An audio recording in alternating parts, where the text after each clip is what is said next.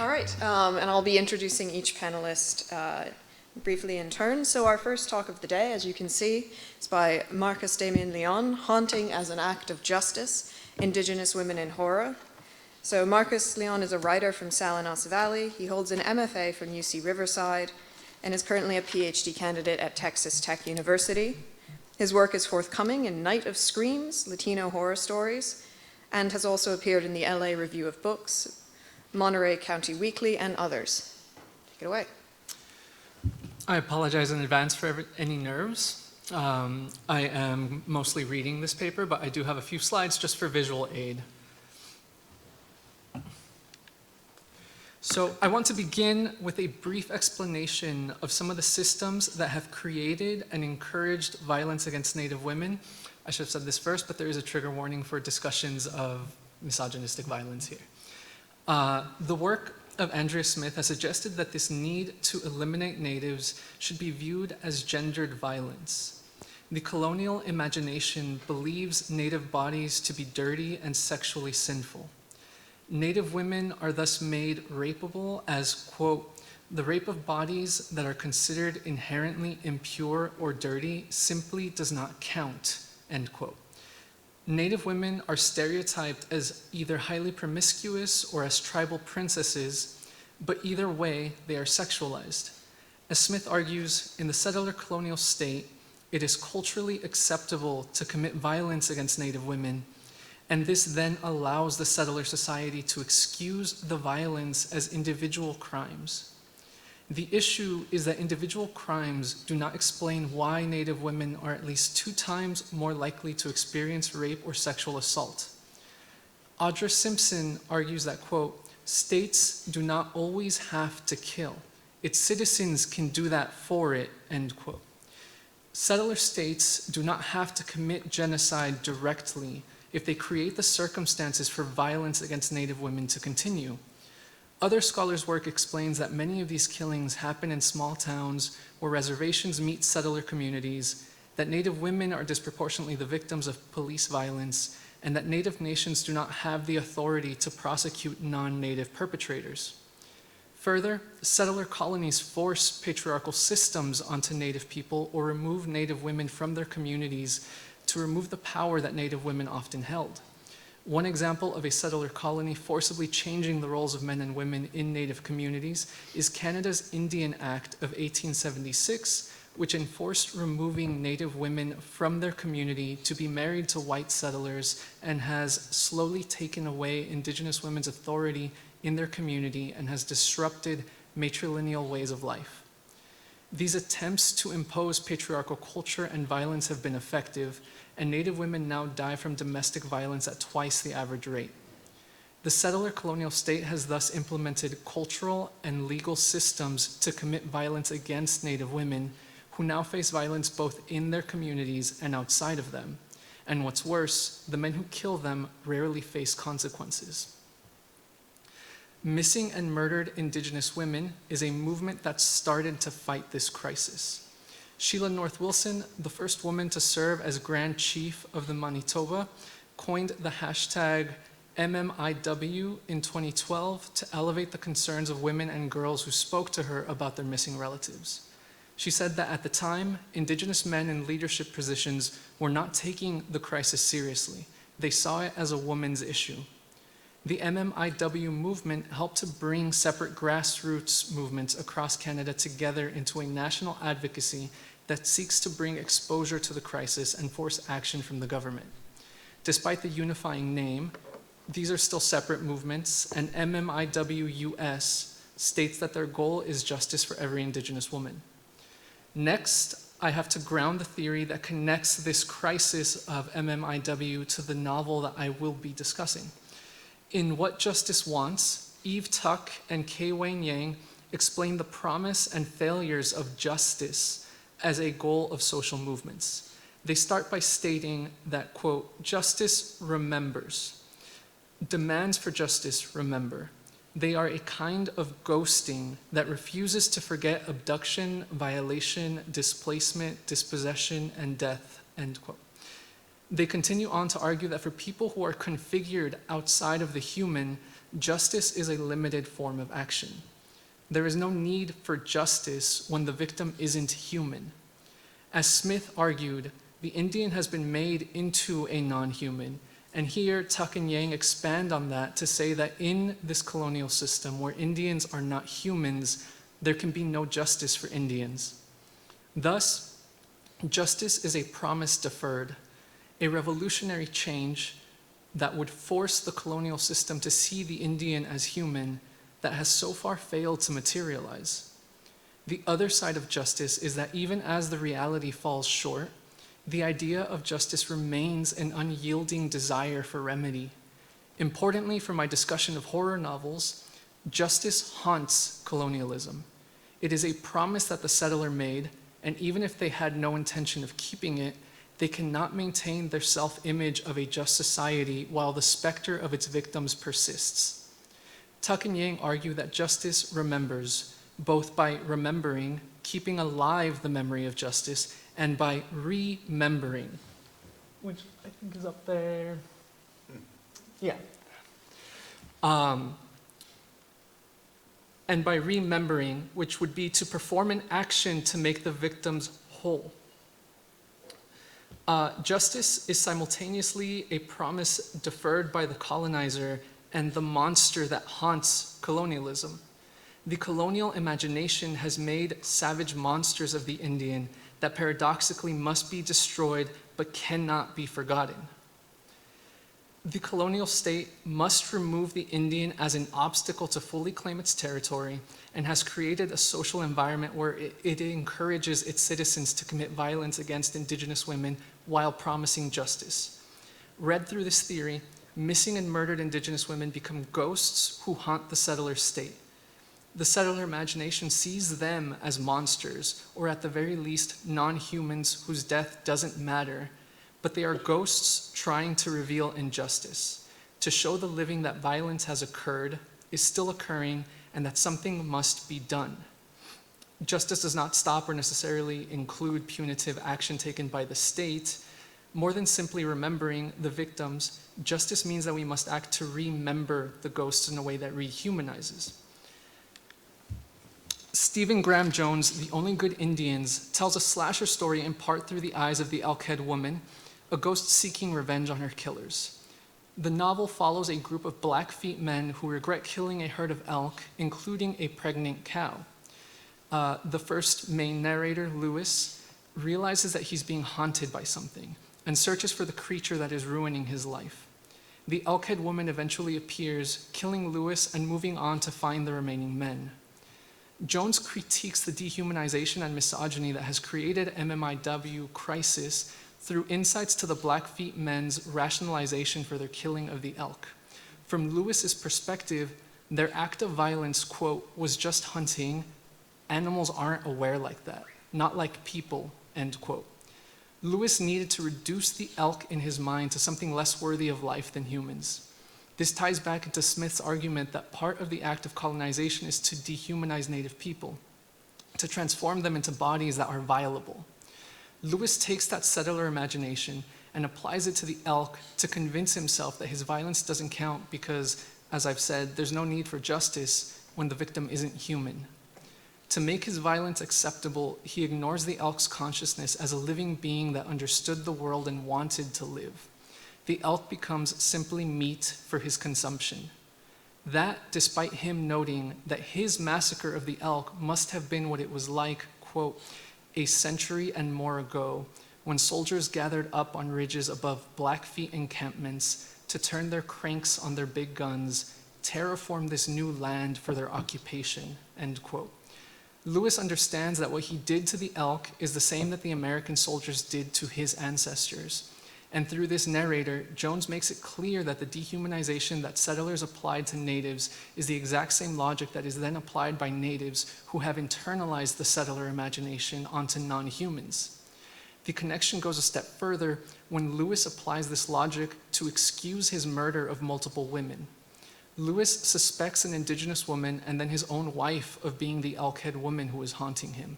He rationalizes all the ways that the things happening to him must have really been one of these women and plots ways to defend himself.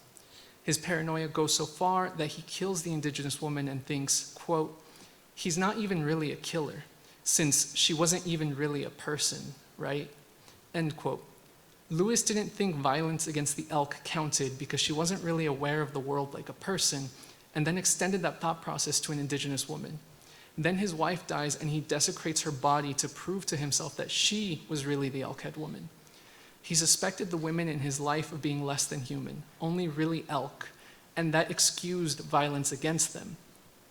The settler logic he internalized made elk bodies violable. It made Blackfeet bodies fertilizer for settler society, and it made women into not really people. Jones' novel makes it clear that excusing violence against non-humans is dangerous because all it takes to make murder acceptable is to dehumanize the victims. This move exposes a settler logic that has created the MMIW crisis and pushes readers to consider when violence is acceptable and what victims we care about. The connection to MMIW is pushed further by contrasting Lewis's perspective with the elk-head woman who remembers that she was murdered while trying to protect her child. She continues on to say that when she died, she became a memory floating through the bodies of her herd. The men who killed her faced no punishment despite breaking rules to kill her. As Simpson argued, the settler state created the social circumstances in which violence against the elk-head woman was acceptable. And then indigenous men acted out the violence necessary for so-called human needs. Technically, the Blackfeet men broke rules to kill her, but in practice, nothing was done to even attempt justice. These were not settlers, but indigenous men who had taken up the settler view that non-humans must be made useful for humans and proceeded to disrupt their community's relationship with the elk herd. After being murdered, the elk-head woman was a memory of injustice and a hunger for justice. She haunts the murderers, first appearing as a shadow that drives Lewis crazy. Lewis still keeps a bundle of her skin with a promise that one day he'll do right by her, but has no real plan to attempt justice for his victims. Like Tuck and Yang argued of the state, Lewis's idea of justice is a promise that never manifests. The imposition of settler imagination limits what would even function as justice in this situation. The elk-head woman's only redress is to murder all the men who murdered her. She only stops her pursuit for revenge when her once dead calf is returned to her, a remembering, and a young girl protects them both from an officer of the state who aims a gun at them. The story could have ended with an officer killing the ghost turned monster elk-head woman and her calf, but that punitive action wouldn't have been justice.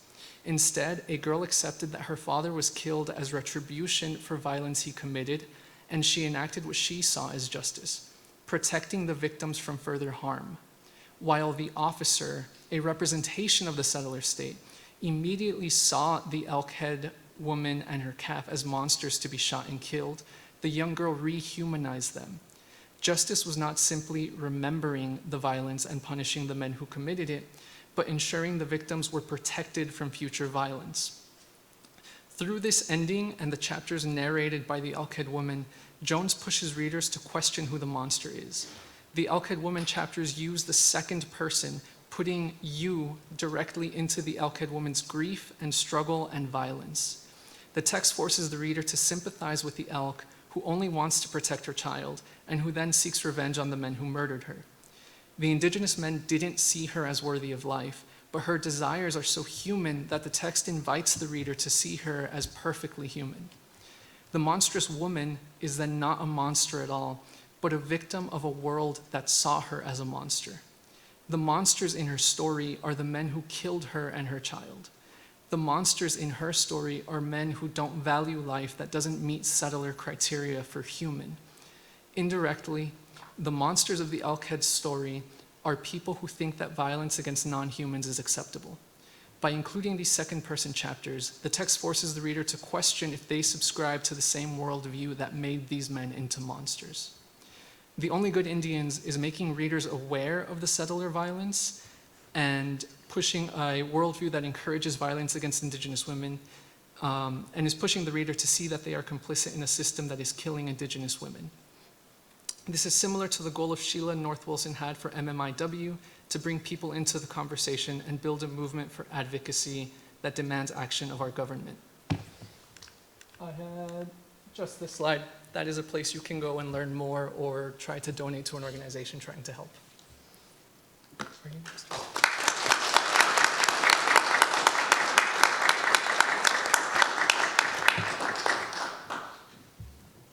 Thank you very much. And thank you.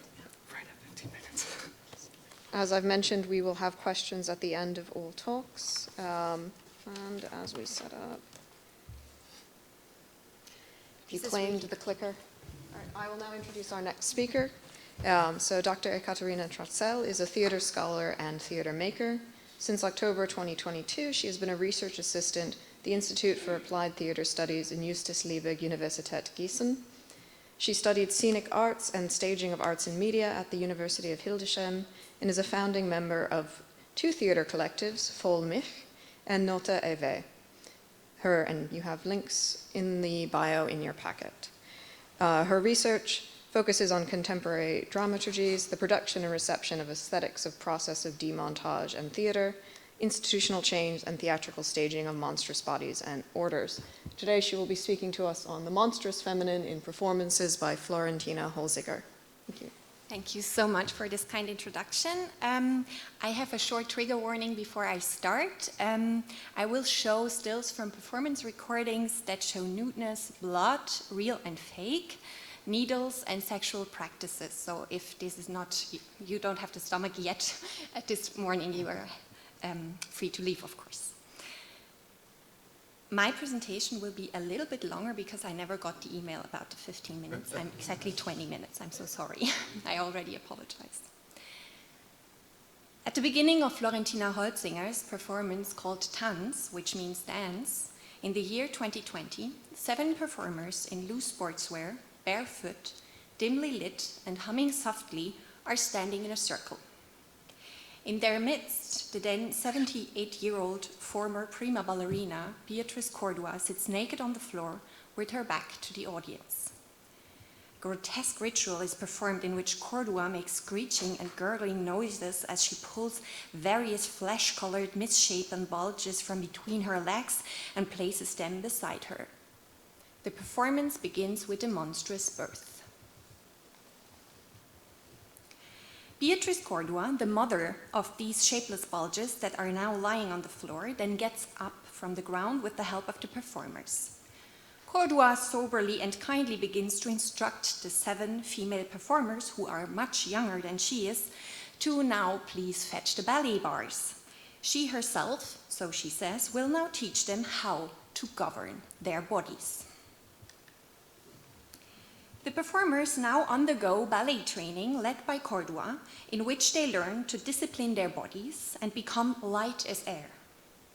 As time passes, the training gets more and more out of hand. Witches and ghosts appear, real and fake blood is spilled, and the performers endure various ordeals before the eyes of the audience in order to become able to lift off the ground and fly like the sylphs, the female air spirits from the ballet La Sylphide from 1832. This and other romantic ballet originals serve as inspiration for Tanz, as Holzinger, who also performs on stage, explains to the audience. The Austrian choreographer, Florentina Holzinger, is known as an enfant terrible within the German-speaking dance and theater scene. In Tanz, she confronts the order and form of strictly regulated classical ballet with orders and structures from circus, pop culture, horror film, body art, stunt techniques, and sideshow practices. In order to seemingly glide weightlessly across the floor, all clothes are taken off and the feet are forced into point shoes. The perfect hairdo is being tied into a braid to be pulled up in the air by it. And to be suspended angelically above the stage, the back is penetrated with meat hooks. And to keep the former prima ballerina and monstrous mother, Beatrice Cordua, happy with her ballet students, the legs have to be spread sometimes. In the early 1990s, Barbara Creed describes, when woman is represented as monstrous, it is almost always in relation to her mothering and reproductive function. In my presentation, I will argue that this connection of motherhood, monstrosity, and reproduction noted by Creed extends far beyond a character representation in Florentina Holzinger's production Tanz and A Divine Comedy. Both are productions with all-female casts, and both feature the monstrous ballet mother, Beatrice Cordua. It will become apparent that the analysis of this mother figure portrayed by Cordua produces an increase in knowledge about the frames through which our perception of Holzinger's female performers is controlled. It is my hypothesis that Cordua not only determines the dramaturgical order of both of Holzinger's performances, but in fact lets them become monstrous. My presentation is structured in the following way. After a theoretical introduction into my understanding of monstrous dramaturgical orders, I will describe and analyze individual moments, scenes, and aspects of the two productions, Tanz and The Divine Comedy, using the method of performance analysis. I use the term dramaturgy to describe the frameworks, structures, and rhythms that make up the order of a performance. Dramaturgy, in this sense, is not necessarily related to working with text, but rather to the specific arrangement of all kinds of material used in a given performance, including the associations that are triggered in the audience's mind. The performance analysis in the German-speaking world is considered the only genuine method of theater studies.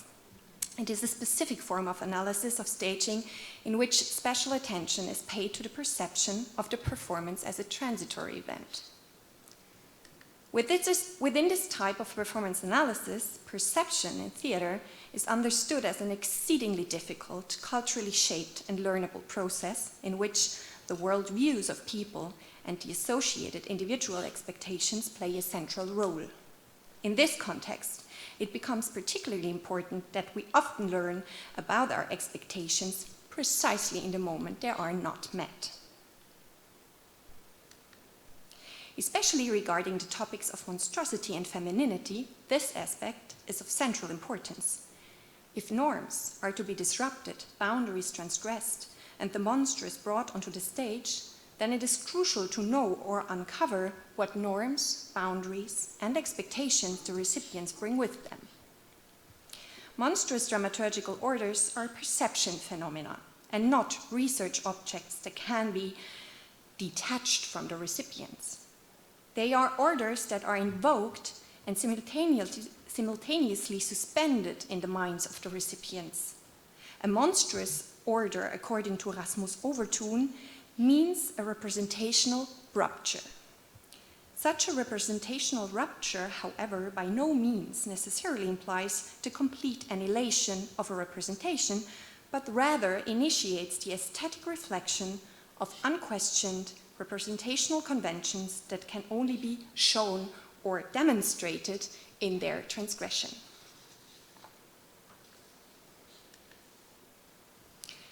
In the next part of the presentation, I will show how the mise en scène of Beatrice Cordua in Holzinger's Tanz and the Divine Comedy makes the dramaturgical orders monstrous. The perception of the actions of the all-female cast is controlled by this monstrous order.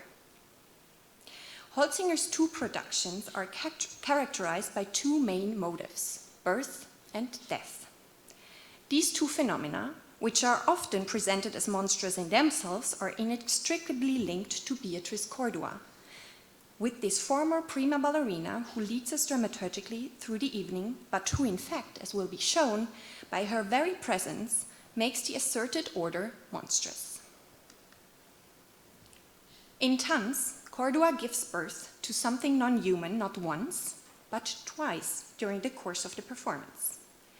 At the beginning, to the aforementioned flesh-colored objects, and after an hour and a half of sweaty ballet training under her direction, to a rat. I immediately think of ballet rats, which means in German and French, little ballet girls. The black plastic rat is pulled out from between Cordua's legs with a lot of fake blood and the help of a midwife dressed as a witch. On 2 large screens at the side of the stage, we see the close-up of this second monstrous birth of the evening, filmed by a camera woman in a wolf costume. The 2 births of Cordua and the monstrous form of reproduction are essential dramaturgical elements of the production. The romantic ballet models used by Holzinger are not reproduced in any way. They are invoked as an artistic form, but only in order to immediately break with the expectations associated with them. Cordua trains her dance students for a ballet whose order is completely out of whack. Instead of a delicate prima ballerina in pointe shoes floating across the floor, we are faced with sweating and blood-stained performers climbing on motorcycles hanging from the trusses. As a spectator, however, I realize after some time that the elf-like dancing in pointe shoes is not necessarily any less painful or self-harming than being hung up by one's own hair. The disciplining of these female dancers' bodies, which Cordua announces at the beginning of the evening as the goal of her training, turns out to be a monstrous order. By transgressing the conventional order of ballet, it is revealed as the monstrous order of a completely grotesque discipline, and thus, in the perception of the spectators, an aesthetic reflection of unquestioned representational conventions of female bodies in dance is initiated.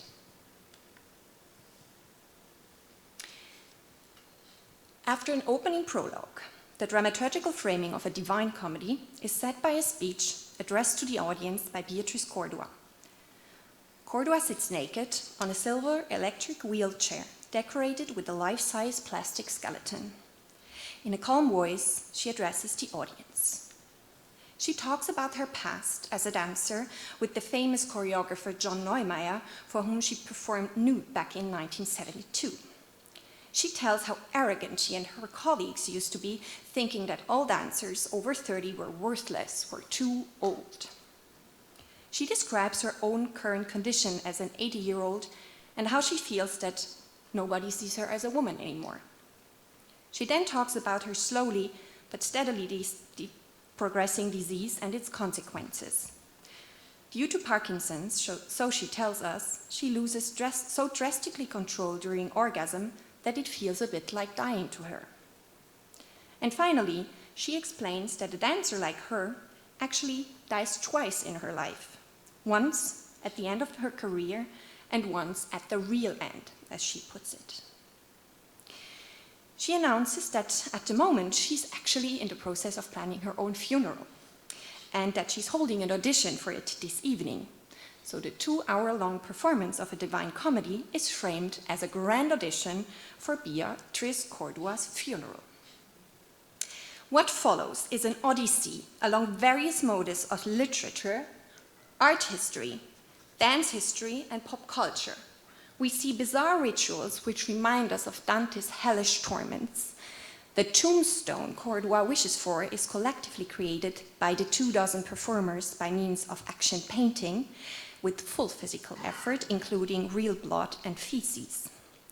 Cordua is apparently brought to orgasm in the middle of the stage by means of a strap-on dildo, and then embedded in a coffin that is later crushed by a car. The evening ends with the supposedly dead Cordua happily and enthusiastically stepping out of a mobile toilet and shouting, "It is completed. Applaud." The final excretion is complete. The audition for Beatrice Cordua's funeral and the 2 deaths she dies. The 2 monstrous births, performed by Cordua in Tanz, and her 2 deaths in the Divine Comedy, disrupt the familiar expectations associated with birth and death. The order of birth, motherhood and reproduction, as well as its opposite, death, become monstrous. What is born is not human, and Cordua rises from the dead in a mobile toilet. Julia Kristeva identifies both the dead body, the corpse, and bodily waste as abject. The abject is neither subject nor object. It is the rejected but always characterized by a monstrous ambivalence. The abject represents a permanent danger to the subject that cannot be separated from it. Barbara Creed uses Kristeva's concept of objection to analyze monstrosity and femininity, emphasizing that there is always an expectation towards women in terms of monstrosity. All human societies have a conception of the monstrous feminine, of what it is about woman that is shocking, terrifying, horrific, abject. In this psychoanalytic model, the figure of the mother is a key figure in the context of objection. The mother becomes an abject the moment when the child rejects her for the father who represents the symbolic order. Mother and father are binary figures in an analytical model, but their function can be taken over by different persons. It is possible, for example, that a mother who need not be the biological one can also implement the paternal symbolic order. In Tanz, as in a Divine Comedy, we are, metaphorically speaking, dealing with choreographies that reject the mother ballet in favor of chopping wood, defecating in public, and riding motorcycles. Holzinger's performers reject classical ballet and yet remained attached to it. They turn to symbolic orders of strength, potency, and radicalness, often associated with masculinity, but which in fact turn out to be only part of the next order of extreme physical discipline. In both productions, ballet is significantly represented by the now aged body of Beatrice Cordua and her biography as a prima ballerina, which is discussed on stage. Cordua is what Holzinger rejects. In fact, she makes her plan her own funeral, and yet she cannot free herself from her. Even Holzinger's decision to stage her dancers naked is related to Cordua. She had already performed naked on stage in 1972. Cordua gives birth to the ballet rats and shows them how to discipline their bodies. Cordua dies on stage, plans her own funeral, and still has the last word. Holzinger's staging of Cordua as a monstrous ballet mother leads to a gain in knowledge about the frameworks that control our perception of female bodies on stage. For not only in romantic ballet, but always, the perception of the female body on stage, especially in the context of dance, is still influenced by extremely misogynistic expectations that move along the parameters of young, healthy, light, disciplined, elegant, silent, non-sweating, and generally clean.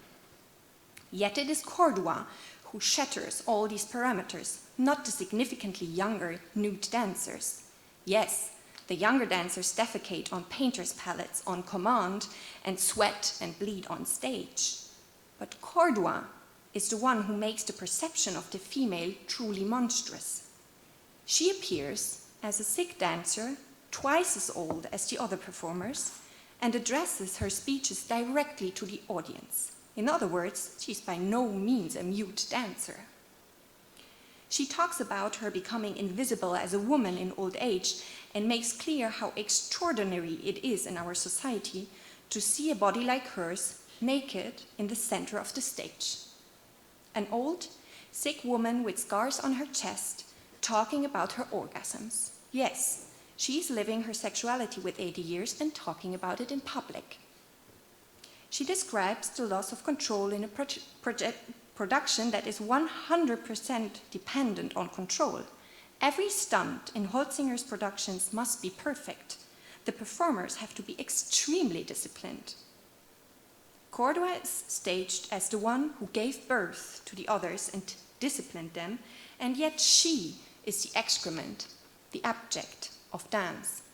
The old, weak, sick, and no longer high-performance female body is still the most monstrous thing that can exist in the context of dance. The ballet mother figure portrayed by Cordua initiates an aesthetic reflection of unquestioned representational conventions by subverting our expectations of femininity and dance. And it is the monstrous order thus evoked that produces a gain in knowledge about the frames through which our perception of the female dancers of Holzinger's performers is controlled.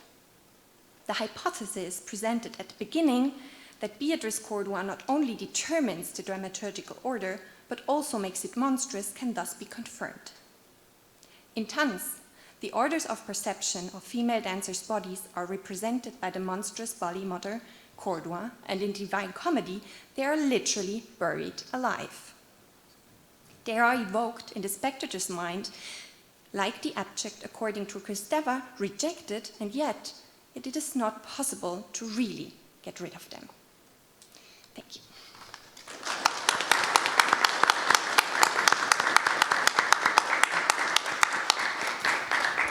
Thank you so much. We'll move on now to our last speaker before opening up for questions. Nope, that's...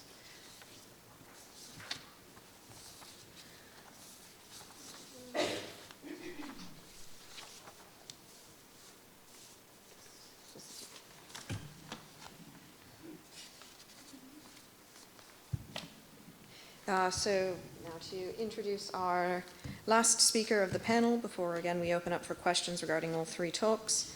We will like to introduce Henry Kammerling, who is a professor of history at Seattle University. He studies prisoners, monsters, and monstrous superheroes. His most recent article, Men Have Sentenced This Fen to Death, Marvel's Man-Thing and the Liberation Politics of the 1970s, has appeared in Critical Approaches to Horror Comic Books. And his current book-length research project explores the question, are zombies superheroes? Which is an interesting question to discuss, to me.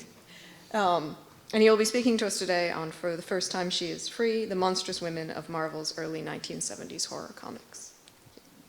All right, thank you so much. It's wonderful to be here at the Festival of Monsters and to talk with you today about Monstrous Women in Marvel's 1970s horror comics. I'm a historian of both comics and of the 1970s, and my goal here is to examine the ways in which these comics fit into the age in which they were made, in particular by exploring the ways that these comics reflect and offer a comment on the sort of second wave feminism that was reaching its climax during the era, and an ascendant conservative new right counter-revolution that was in the process of being born. For the sake of time, I'm going to skip over a little bit longer prologue that I had and try and get more quickly into the comic book analysis. Like my colleagues on the stage, I have a content warning. Before I get going, it's important to provide a warning about what's upcoming, namely that the presentation contains images and discussions about rape, sexual assault, physical abuse directed against women, and excessive and gratuitous violence, along with sexist and misogynistic language. So you're going to find all this stuff in the comics from the 1970s. Skipping over my prologue about the era and pausing for a moment to note that after revising its industry-imposed Comics Code Authority in 1971 to allow for the reintroduction of classic horror monsters on the pages of their comics, comic book houses really moved forcefully into a new realm of horror comics in the early 1970s, and no other publisher was more eager to do this other than Marvel Comics. And our attention today is going to be on the newly emerging, and from my perspective anyway, kind of badass and really powerful female figures to be found there. So there's a wide cast of characters. There's the vampire hunter Rachel Van Helsing. There are sorceresses and witches, Topaz and Jennifer Kale in the center panels there. And then there were the monstrous females. There was Satana, the devil's daughter, and Lilith, the daughter of Dracula. And for our presentation today, mostly for the sake of time, we're going to really focus on these last two characters. Now, before we get going, I want to spend a brief moment theorizing a bit about monstrous females, as my colleagues have also done on stage. And here I'm borrowing heavily from Samantha Langsdale and Elizabeth Ray Cootie's fabulous 2020 book, Monstrous Women in Comics. There's Dr. Langsdale in front of us right here. If you were really lucky, you caught her talk just before this one. In assessing the figure of the sort of woman as monster, Langsdale and Cootie caution that these types of, quote, these types of characters cannot be read as purely liberatory. They might make use of their monstrosity while still being exploited. In this regard, Langsdale and Cootie often conclude that, quote, monstrous women are neither wholly empowered nor entirely disenfranchised, but they are often both. I've got that right, yes.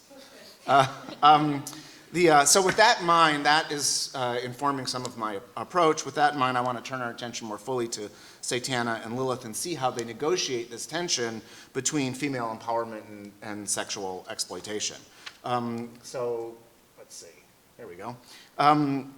So we'll talk about Satana first. She first appears in Vampire Tales #2 in July of 1973. She has about 12 appearances throughout the 1970s, and she's appearing mostly in Marvel's black and white specialty magazines. Satana is imagined as a half-human, half-succubus creature who's hellish yet erotic, and her chief ability is sucking men's souls from their bodies while kissing them deeply. She was created by Roy Thomas and drawn initially by John Romita Sr. Satana's 1970 story arc, however, was written chiefly by one of Marvel's famed writers, Chris Claremont, before he became famous, actually. Now, the two main features that define Satana's story arc throughout the 1970s are Satana's battle against wicked and predatory men, and Satana's search for her own identity apart from male and masculine authority. Both of these align in important ways to components of second-wave feminism. As we see this spectacularly in the first two comics that introduce Satana's character and define her 1970s journey as one really tied to the women's liberation movement of the era. In her inaugural appearance, it's a really slight 4-page comic that has very little dialogue, and her story opens with a lone woman walking through a deserted and dingy urban landscape. And soon we see that she's being stalked by a man who pursues her down a dark alleyway, and then he attempts to rape her. The story ends, as we see here, with Satana turning the tables on her attacker and in the process claiming his soul. What is established here is that women live in a world populated by threatening and predatory men. The language around the assault is clearly gendered, with the potential rapist's opening call, which we see here of "hello, girlie," and then Satana's final response to him as she insists that there won't be a next time for you, little man, and hinting at the trouble all such men will face if and when they cross paths with the devil's daughter. Here, however, it's interesting that Satana is not presented as a demonic and monstrous female character to be feared or avoided, but instead she is displayed as a powerful defender of all women against the wicked and lascivious predations of men. This is essentially the same story that gets told, only in greater detail, in Satana's second appearance. Satana finds herself this time in Los Angeles, of course, on the outskirts of a protest between youthful hippie-like Satan worshipers and an elderly televangelist and religious zealot named Harry Gotham, and Gotham's in full harangue against the cultists. Gotham also is encouraging violence against the cultists, and Satana steps in, as we see here, to bring a halt to Gotham's jurymaid. Ruth Cummings, who's the other woman that appeared on the screen here, is one of the Satanists, and she's floored by Satana's ability to stop these men in her tracks. And so Ruth says, "Wow, that was just about the most incredible things I've ever seen. You told them to stop, and they did. And without saying a word, you made them go away." Gotham and his ilk, as we see on the screen, are all men who are used to getting their way in a patriarchal system by bullying and haranguing young people in general and women in particular into a kind of submission. When Satana inserts herself into this unfolding situation, then, she is not only standing up to Gotham and his crowd of religious bigots, she's standing up to men and to masculine authority. I'm going to skip that for the sake of time. Oh, no. There we go. With Satana on the left here, we see Satana depicted confidently with her hands on her hips and her head thrown slightly back. And the side narration panel captures this dynamic as it reads, "Perhaps these men sense the power she wields over them. Perhaps they realize that this woman is not one they can bully." Perhaps. Now, the other defining feature of Satana's comics in this era is her quest to find her true identity apart from the imposition of male and patriarchal authority. In a series of comics, we find that a cascading series of mysterious and male-presenting figures are trying to prevent Satana from returning to hell. Her narrative arc, then, is defined by her attempt to stand up to these shadowy and evil men, and in her effort to get back to hell and take her seat alongside her father, the devil. In the end, it turns out that it was Beelzebub all along who had engineered his daughter's banishment and subsequent quest. And then the climactic scene of this early story arc, Satana realizes that it was her father pulling the strings all along. And so here we have Satana standing up to her dad where she says, I could care less what you want, father. But more importantly, there's a lot of language on these panels, but the language is less important here than the visual imagery, which depicts an imposing and demanding Lucifer seated either behind a grand business desk on the left or in full devil form on his hellish throne on the right, standing over and above Satana. So here we have visual representations of patriarchal authority, of masculine sovereignty that Satana is beginning to question. And in one final test, Lucifer demands that Satana claim the soul of one Michael Heron. Heron is one of the few genuinely good men that we meet in these comics. However, the Devil's Daughter refuses Lucifer's command, letting Heron die a natural death so that his soul can ascend to heaven instead of going to hell. And Lucifer is outraged at this, and he responds, "Traitor!" He yells, "You dare defy me? You dare oppose Satan himself? Who do you think you are?" Satana is often in a position where people are yelling at her. Men are yelling at her. Who do you think you are? It is really the question that defines the heart of Satana's journey throughout the 1970s. Finally, on the last pages of this comic, Satana has an answer for her father. I am Satana. Yes, I defy you. I am no pawn on your chessboard, Satan. I rule my own destiny. Furious, Satana banishes his daughter to Earth for the remaining years of her human life.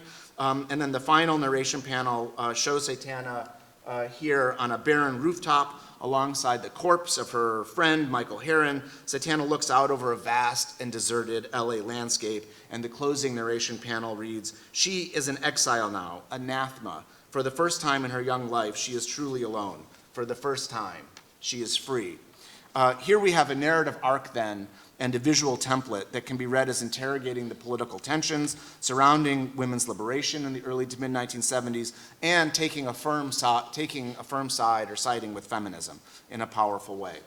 So that's Satana's story. If we can turn our attention now a little bit more briefly to Lilith, Dracula's daughter. Her first appearance is in Giant-Sized Chillers from March of 1974, and she has about 13 appearances throughout the 1970s. Like Satana, Lilith appeared mostly in black and white specialty magazines. She was created by Marv Wolfman and drawn initially by Gene Collin. While Lilith is Dracula's daughter, she was born before Dracula became the famous Lord of Darkness. In the backstory, which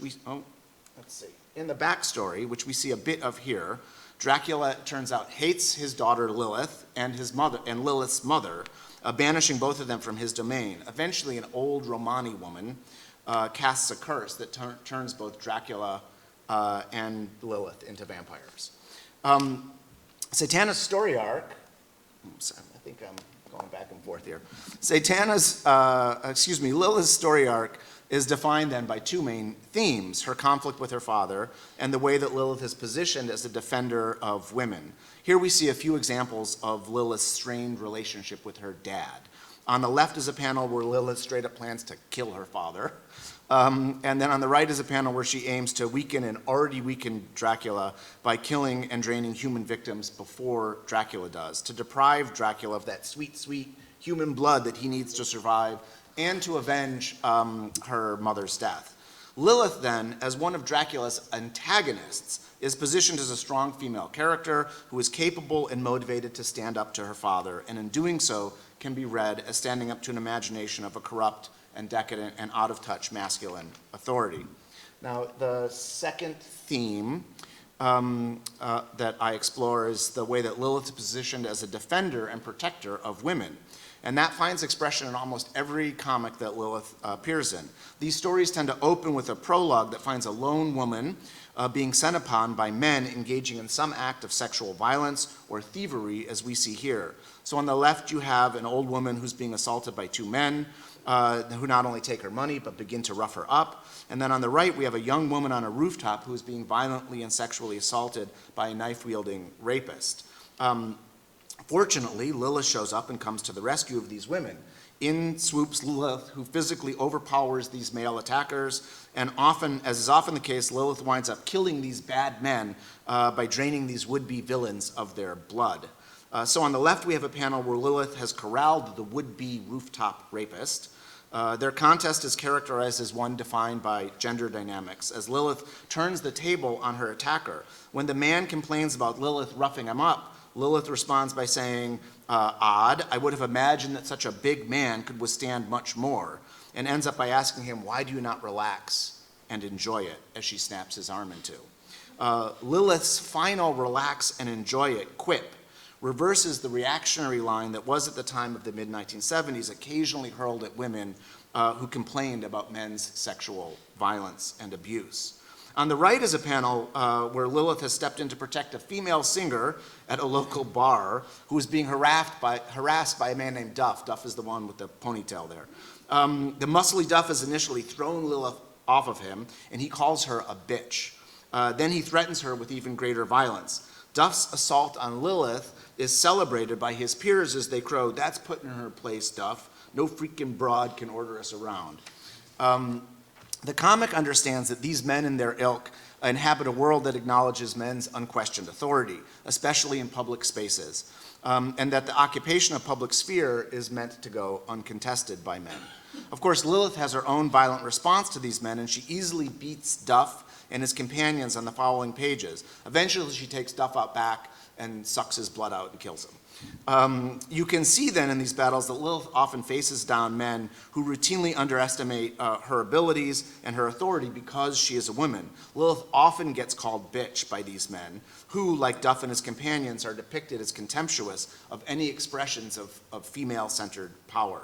Now, I'm running, I'm going to skip over that, and I'll just mention that, because I know I'm running a bit out of time, that Lilith not only positions herself as an avenger of women, but also as someone who seeks to make a connection with the women that she defends. And here are two panels with a lot of details that sort of indicate that. And the conclusion here for this panel will be, these panels would be that we can read these kinds of exchanges as expressing what I call a kind of sisterhood that emerges in these comics. Lilith understands the hardships that women face as women. And unlike her father, Lilith demonstrates compassion for her set upon human sisters. Now, I'm not great with the clicker.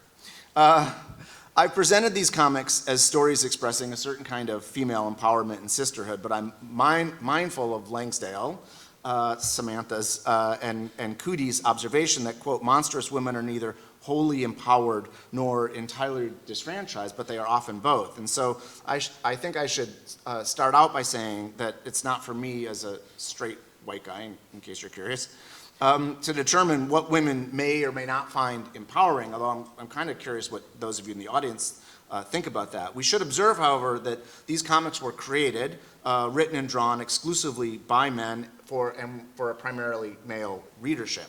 And if we focus our attention in particular on the visual depictions of these women, we find that their monstrous attributes, we can find that Satana and Lilith still had to fit into a male fantasy space that was defined by straight white male sensibilities or expectations, what we might call heteropatriarchy. Here we find that Satana and Lilith are sexy objects exhibited for the male gaze. They also function as a certain kind of erotic femme fatale, women who represent a particular kind of threat to men, women made literally monsters in this instance, using their seductive pose and erotic appeal to lure men in and suck men's life force from them. Ouch. The soul and blood-sucking abilities of Satana and Lilith, of course, represent long-standing male fears about women's secret ability to drain men of their vital essences. Further, the power obtained by Satana and Lilith comes from distinctly masculine and patriarchal sources, the devil and Count Dracula, two of literature's most powerful and feared sites of corrupt male authority. It is almost as if the male comic book creators could not conceive of a monstrous woman independent of some more powerful and ancient male lineage or ancestry. In this way, both Satana and Lilith are derivative in their monstrosity. In the hands of male creators, then, the male creator's imagination of women's final liberation remains an incomplete and problematic male-centered projection of an emancipatory female revolution. A revolution that is yet to come, and one that I expect in some perfect future will be authoritatively led, written, and drawn in the end by women. Thank you.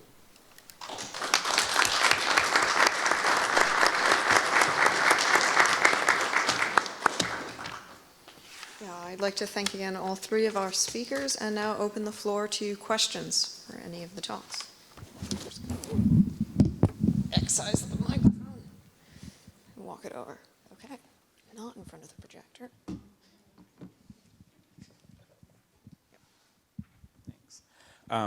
This is for Marcos. First of all, thank you for bringing some more Stephen Graham Jones to the party, because he's amazing. Your reading of that novel, it reminded me of Edgar Allan Poe's story, The Black Cat, where this misogynistic violence is directed first at an animal and then at a woman. And in that story, it's, you know, the narrator kind of blames it all in the beginning on alcohol, right? The demon alcohol makes him do this.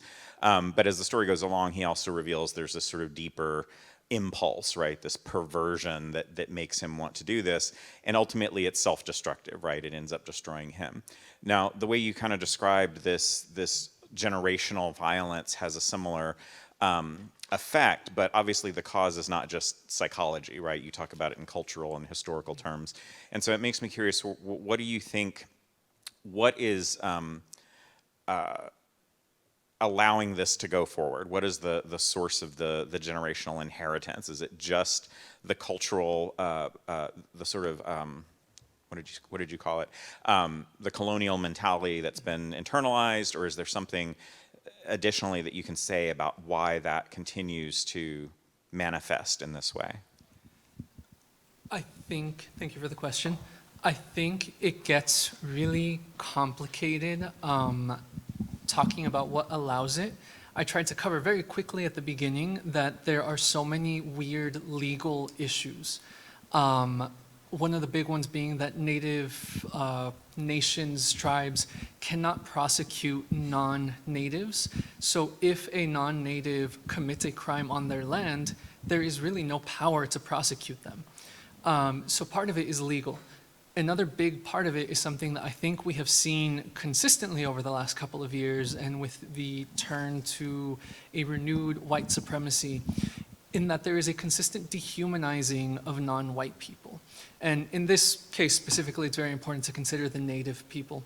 But even if you think about how there's always a Mexican invasion at the border, that is dehumanizing, and it is allowing a social order that kind of allows violence against any Latino or anybody that looks Latino. For indigenous communities, it's often just the connection, which I think is really important for Jones, to animals.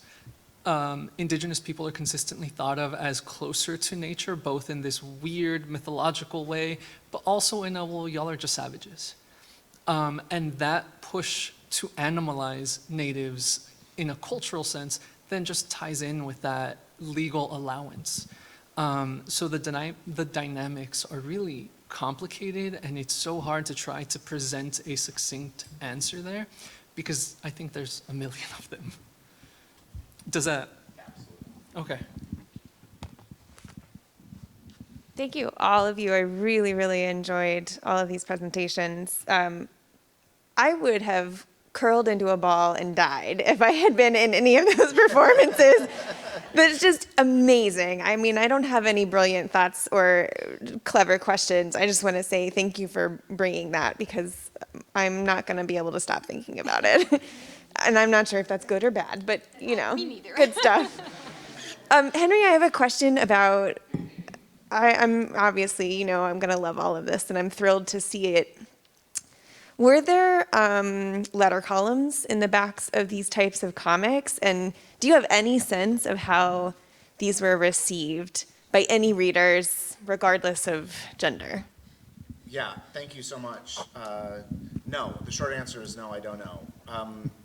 In part because the way in which you access some of this material, you know, that some of that stuff has been excised. If you're getting something like, I've used Comixology or whatever, you're not getting the letters to the readers. But I do have some of the, you know, print editions that do have letters, and I have read through them for that kind of material, and I haven't come across any kind of reception, although I am curious, right?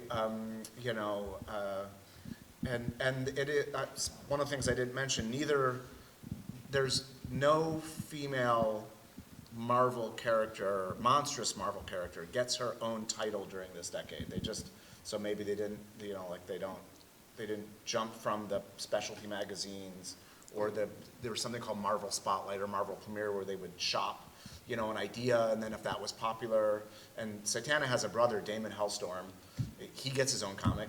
He gets his own title during the era, right? And Satana appears in his comics, but like, I don't know, they must have been looking at sales numbers to some degree, right? But I don't have any firm ideas about that.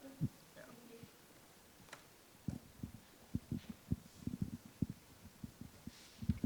Really just to kind of pivot off that, I mean, these are two, Lilith and Satana are two fairly obscure characters in the history of Marvel Comics. Yeah. And I wonder if some of that obscurity and some of the fact that they didn't take off and they were not more successful can be connected to a couple of things. One, the instability of the format, as Marvel experimented with these black and white magazines and brought them out and canceled them at this kind of dizzying rate.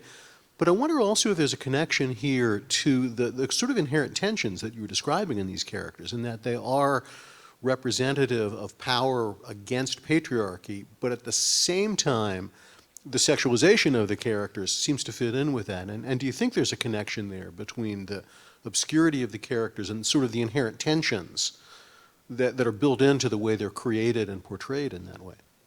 I mean, yeah, thank you. The short answer is, I mean, I think that's right. I think there's a lot going on there.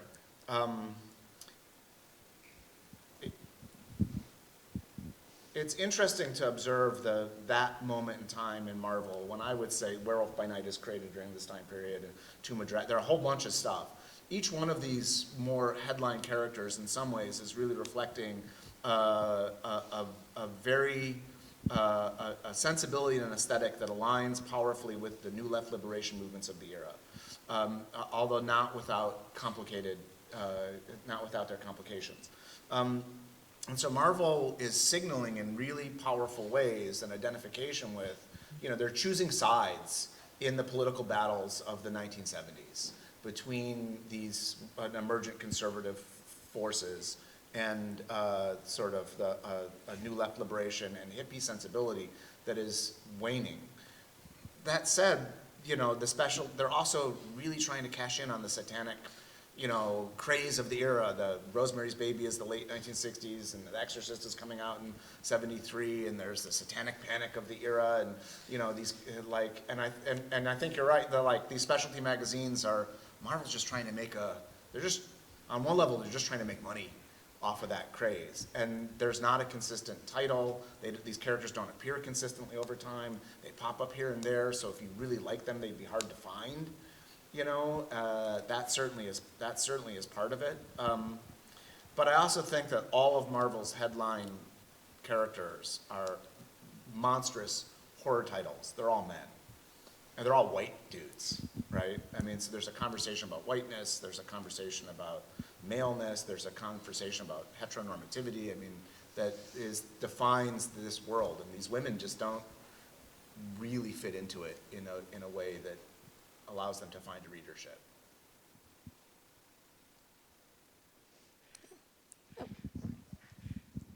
Hi, I have a question for Ekaterina. I was just wondering if there's sort of a language in theater studies to talk about monstrous performance or women's acting performances, because I was trying to kind of do some research in film and think about Toni Collette's performance in Hereditary, say, and you always get this talk of sort of auteurs and the directors, but there's really not a whole lot of language to talk about the performance choices that women are making in these extraordinary performances, Lupita Nyong'o, or all these kind of recent performances, Mia Goth.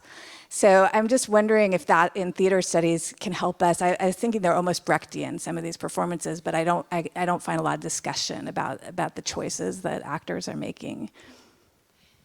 Thank you so much for this question. I also find it very hard to find anything consistent in theater studies especially in the German-speaking world. This is why I'm so excited that here's the Center of Monster Studies, oh my God. Because I believe, or what my actual postdoc project is about, is to find out what strategies are already there since very long, since Brecht's area, at least, probably long before. But what I'm researching right now is also to look at grotesque performances of the 1920s, and to see what kind of strategies there emerge between the two world wars, when also montage and demontage, so like taking, it would also like be a little bit like the Marvel characters you talked about, what kind of bits and parts are recombined also, and what are the origins that are like a myth where they come from. And I have the impression that especially with women artists performing on stage, we often find different kinds of strategies that reappear. For example, breaking the boundaries of a frame.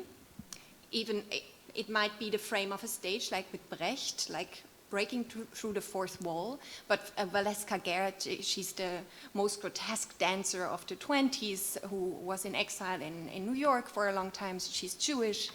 And she experimented very early with film and doing dance in front of a camera, and like all the time going beyond the frame. So I think this kind of recapturing the gaze of often male filmers or photographers on female bodies, which have been for a very, very long time being the objects that are drawn or photographed, and then retaking or re-empowering yourself to also transgress these boundaries of the image. I think this should be collected because it's all there. But I have the impression that this work still needs to be done to like systematize what kind of strategies, especially women performers, use and used, and that it's often the same strategies that reappear all the time. And there's one scholar which is a brilliant scholar. She's in the UK, but she's German originally, Susanne Völlmer, and she wrote a brilliant book about Valeska Gert. She dug out all the important material, but then she wrote a book about the unfinished, self-unfinished. Of course, the performance of Xavier Leroy was one topic, but she talked about a lot of performers and female performers who, through the image of the unfinished or the decomposed and recomposed or demontaged body, become monstrous. So there we find actually more in the dance or choreography department in the German-speaking world, at least.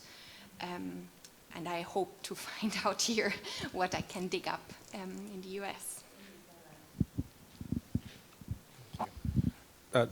One thread that I see running through all three presentations is the degree to which monstrousness is mediated by the amount of concealing or revealing of the female form, either with the aged body being completely exposed, the elk skin concealing the female spirit and body underneath, and then those outrageous costumes from the 70s. And I just wonder if each of you might comment on how that, and enter into dialogue a little bit if you want, about how that structure of revealing the body is used to mediate monstrousness.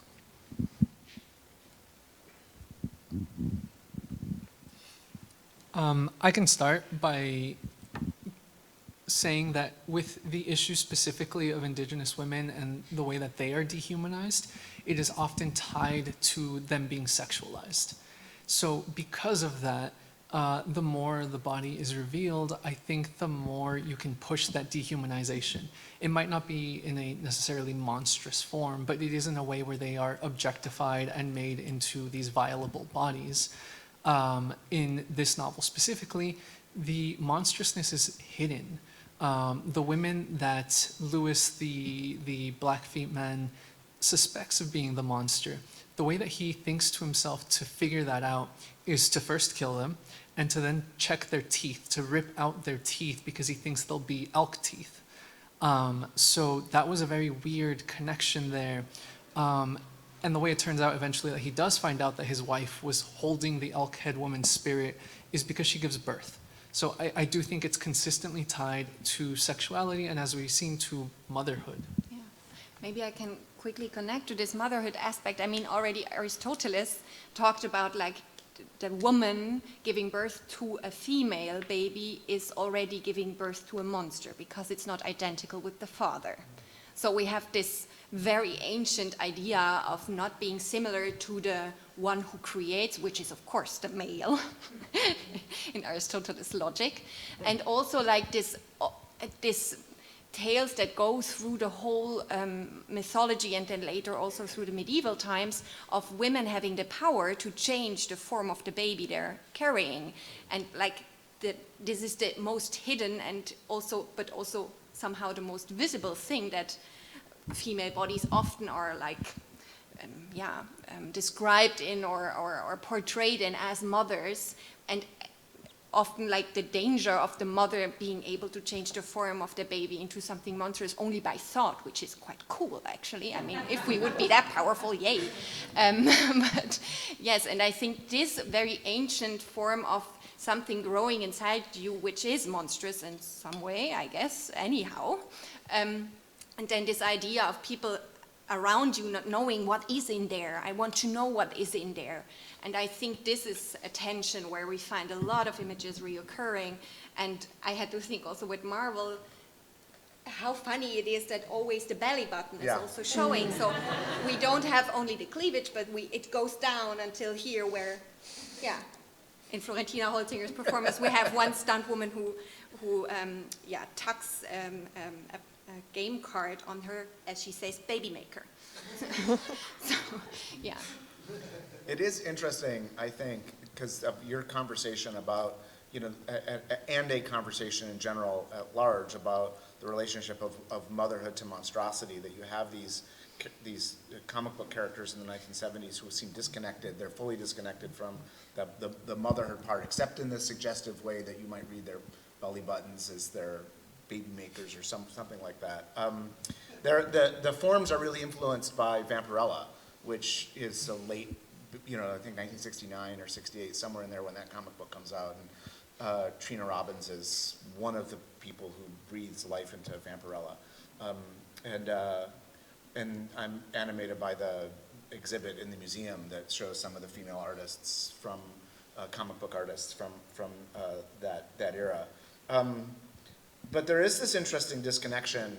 This is it's a male fantasy, an idealized male fantasy of women and women's bodies that you're finding, and Lilith and Satana are particularly that way, and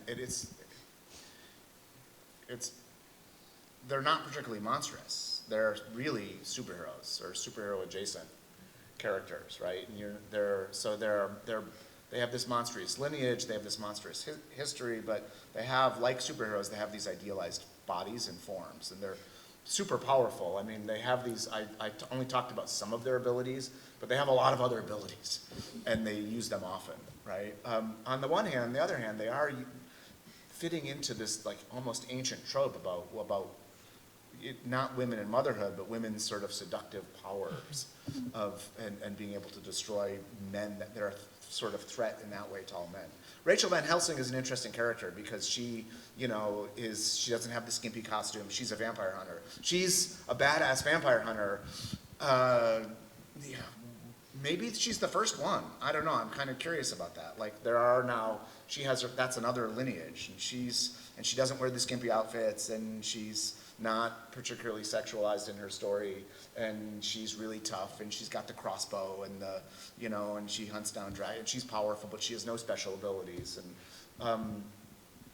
And if you do read the Marvel specialty comics, there is a lot of abjectness that comes in grotesqueness, the abject body, but not in these two characters' particular story arcs, But it's interesting with the leotards, because in classical ballet, like Florentina Holzinger said once in an interview, and I would absolutely agree because I was also trained until 18.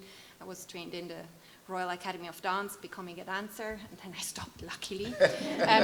But this being like in a very early age being told that you must not wear underwear underneath your leotard because it shows, and that you have to cut down your pubic hair so that it doesn't show, and that your ballet teacher takes you to the side and says you where to shave and how to shave, and this like intrusion into the female body. And Florentina Holzinger says, yeah, well, I mean, a leotard is just an imagining of the female body being naked. And it's even worse than being naked, because you still have this part of imagination, what is even below the belly button where the leotard ends. So she says, like, yeah, people are imagining me naked anyway in these poses, so I give it to them so that this imagining stops and we can go beyond. So, and yeah, maybe this is still to come in comic books, but I guess something is happening, as I heard yesterday. I'll actually kind of tag on with a question that kind of pulls on both of those threads and is also to all three of the panelists. When we think about how monstrous women or superheroes, we don't always tend to see that power expressed through just pure physical power, or when they are, it's a super strength and they're not appropriately, you know, nice and jacked and fit. And of course, I'm sure there are exceptions, and I'd be interested to hear about them. She-Hulk is the one that comes to mind, who comes in like the very end of the 70s, right? Yes. But in contrast, the performances, Ekaterina, that you were talking about, you know, of course, ballet dancers are just so incredibly strong and so visibly strong in this. And I'm just wondering if you would comment on how physical strength comes from these women or these monstrous women. I'd be really curious in terms of how does the Elkhead woman, how violent are her kills? Is this something that just individuals are dead? Are they ripped apart in a show of physical strength as well? And how that interplays with other ways that we tend to see kind of the power of monstrous women. As an Assyriologist, I view everything through Mesopotamia. When we look at the witch, you know, she has magic and it's terrifying, but she's not going around ripping people apart. She's using these other powers to do this. I think the strength does play into the Elkhead woman from the very beginning. Before we even get to see her in her fully realized monstrous form, Lewis comments that he shot this elk and she refused to die. He said, I shot her perfect. I am a good shot. She does not go down. He shoots her again in the head. She does not go down. So it's this like refusal to die. And once he starts suspecting people of it being the spirit, there are basketball games, which is, I think, a weird way to show physical superiority. But it is also a very like reservation way to show physical superiority. So he himself plays basketball against an indigenous woman, but then later on, the young girl who survives the kills plays against the full Elkhead woman. So she is shown to be very physically powerful, but more than that, like just physically superior in every way. I do think the most interesting thing there, though, was the refusal to die. Like the willpower being strong enough to keep her alive, even in her like natural elk body. I guess, I mean, this physical power thing is very specific with Holzinger because she had a very horrible accident on stage in 2015 where she broke her back. And then after that, she went into fighting to rebuild body structure. And with ballet dancers who have this very specific strength where your arms should be very thin, you don't have any strength in your arm because it's not nice, it looks ugly, and you can only build up muscles at the behind of your legs and not in the front because then your line is screwed. And all this kind of, and I think what maybe also connects to the superheroes or what you just talked about is, I mean, it's much more, I think, about the imagining of female bodies being really physically powerful that triggers my wonder, why is that monstrous? What is it about this imagination that makes it so thrilling in a way for all kinds of audiences, I guess, but in the case you said, like, what kind of fantasy is it to read as a male about trying to rape a woman and then being killed by a really cool woman? So is it part of like having succeeded in your fantasy, and like the climax not being to come but to die, which is in French similar, in French language. But yeah, I mean, is this like the kind of climax that is actually part of the sexual fantasy? Yeah.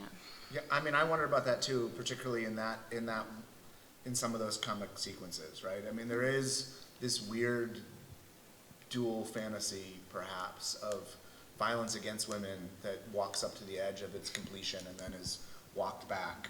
And even being roughed up and mistreated by a powerful woman can be a fantasy. I was animated by the panel before. One of the things that was, the conversation was about a readership's imposition of their own perspective on a text. In particular, that earlier panel was talking about queer interventions, right? And you can queer any text just by being a queer person reading that text and seeing a different world. And I think that there's all sorts of, I think that's a wonderful observation, and I'm really animated by that, and in a way in which, and that goes back, Sam, to your question about how did people respond to this? And that's a really good question. It's hard for the historian to come to an answer to that question if beyond my own thoughts about what my responses are to the text, right?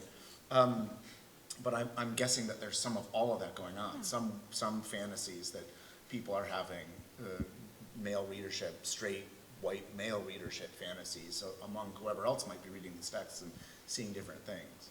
I think to go back to your question in particular though, like there's a long and problematic, disturbing history about female bodies in either horror comics or superhero comics or horrific superhero comics. And the women don't get to be, like, She-Hulk's relatively unusual in her buffness, right? And in her expressions of authority and powers. Lilith is super powerful. And if you can, there are these places you can go, like, that rank the power of different characters in these comic books and talk about, like, who's the strongest and whatever, and there are these fandom pages. And, Lilith is not your everyday vampire because she is connected to Dracula, so she has super vampire powers and she's super powerful, but she's not, she's not muscly, right? But she really is easily beats up. In that, there's a scene where I showed Duff. She gets in a fight with this guy named Duff at the bar. I mean, she really beats him up. She beats up a ton of. I mean, she's constantly beating up guys. But women don't get to be in Marvel comics, definitely in this era and even later. They don't get to be they don't often get to be physically powerful. I think that's true in the Marvel Cinematic Universe too. Yeah. Right? And there's a whole thing about there's something called the Hawkeye Project where I don't know how well some of you clearly know the Hawkeye Project, but where fans have gone back and drawn male superheroes in stereotypical female poses, right? So it's not just whether their bodies are buff or not, but the things that they're made to do on the page that are at best problematic is the nice way to say it. You had that great moment in the Black Widow movie where you make these poses and why. Yeah, so this is the most delicious moment in that film where she acknowledges that, I find the intersection of this strength with a very particular, still very sexy form in comics, and then as Ekaterina, you just described, the sort of ballet dancers are strong, but only within this very particular, very regimented format. At UCLA, our women's gymnastics team is one of the top in the country, I think, and one of the kind of lead gymnasts has spoken very publicly, and there are documentaries on YouTube you can find about how this kind of focus on being so strong and so muscular but also thin had, almost drove her out of gymnastics entirely. That cheerful note, further questions? Just one more little thing for just this theme is, you could think about, especially for Marcos and Henry, the sort of Carol Clover idea of the final girl, there's a sort of, especially going along with second wave feminist 70s things of this sort of male identification with the woman as a way to sort of negotiate new gender relationships and their own sort of lost place in it, but also a sort of safe way to play out being a victim and thinking through the implications of being a victim. I'm curious if anyone's talked about it that way.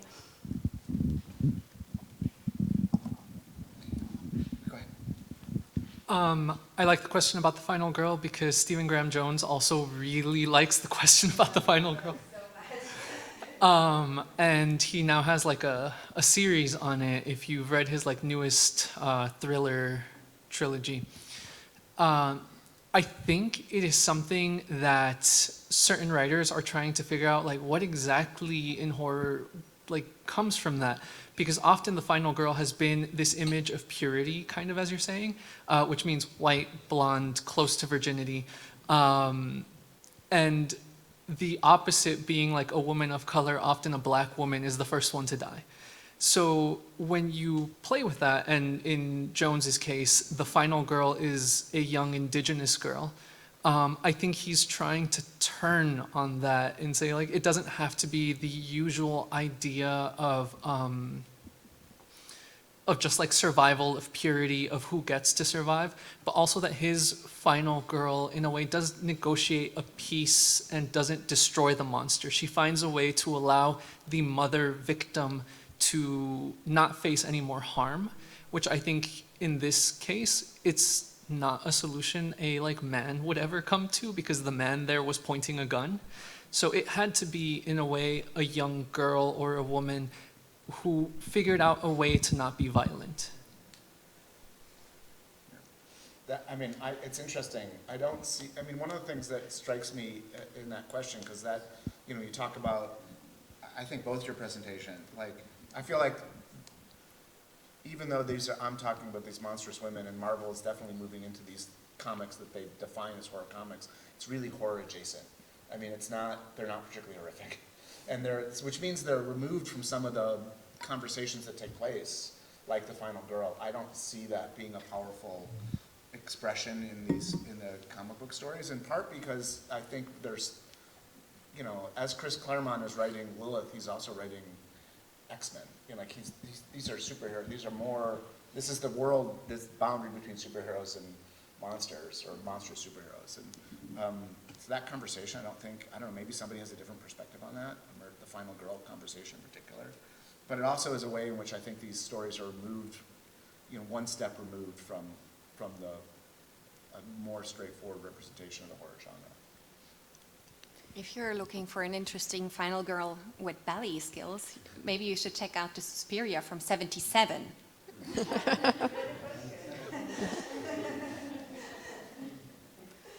I think, we've time probably for a question or two.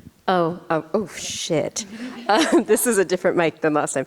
I just wanted to say I was thinking about what you said about the ballet strength, and what you were saying about the superhero women.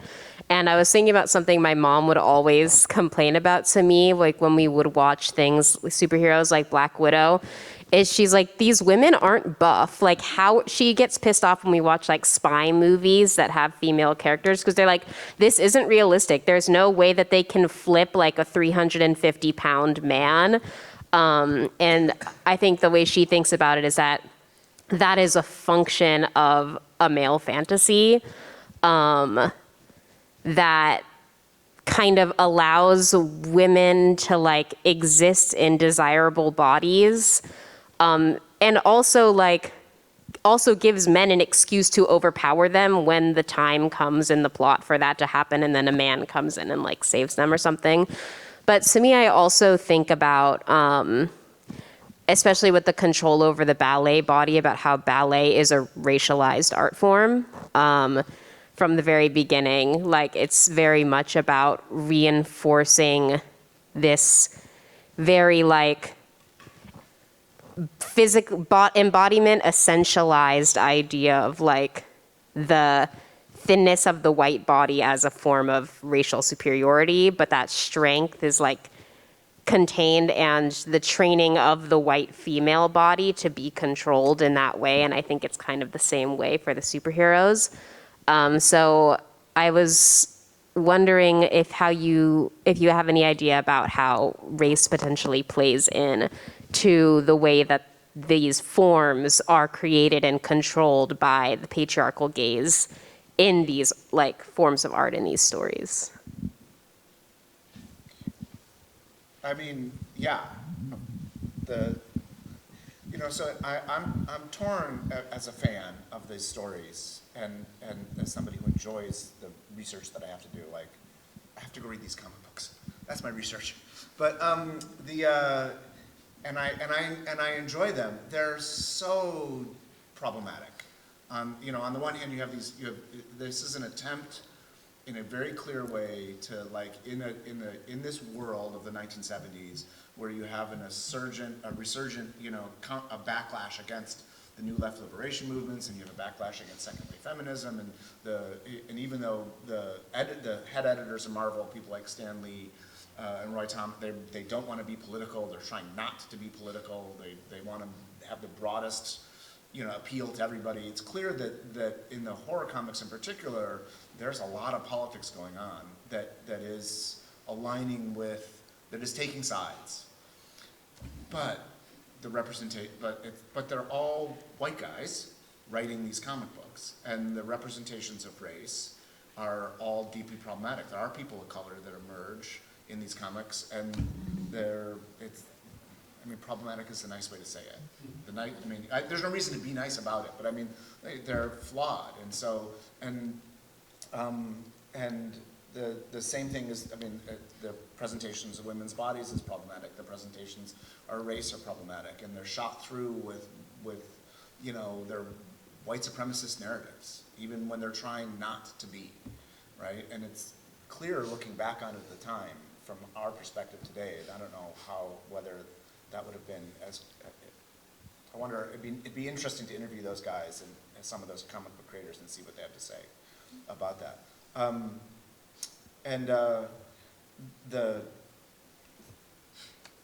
So there's a conversation going on there that's intentional and unintentional,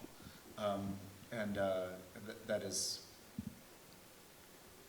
an important part of that story that I didn't foreground in this particular presentation, but it's definitely in other research. Yeah. Maybe only to respond to your question, I can only place it in the European context because I'm not that used to dance history in the US, but what is really funny about the Royal Academy of Dance is that they realized at some point that they killed all the expression of the female dancers. So they made this character dance program where they went to Hungary, Spain, Russia, and collected like different movements that come from folkloric dance to have this expression way to train the ballet students to again then be more open and be more free with their movements, which is such a paradox and fucked up way of realizing that you are killing really the people who you're killing the expression in the bodies of the people who really submit themselves under this training. And I would say it goes way beyond skin, because almost every body is not sufficient for ballet. So it is so harmful to especially female bodies, because we don't need so many males in classical ballet. But in the plots of classical ballet, you usually have all these females who need to be the same size and the same height and everything. And nobody can be enough. And with 25, you're out at the latest. So I guess it's more also a question that goes so much in this flesh that is beyond which, it's absolutely in contradiction to this practice, because it's not, you cannot do it in a way that is not very harmful to your body. And this is so weird that at the same time it's this practice that is looked as higher art forms in so long, and I find it very monstrous. So as I check time, we are actually right now bleeding slightly into lunch. And with that, I'd like to thank again all three of our speakers and everyone for participating in the panel.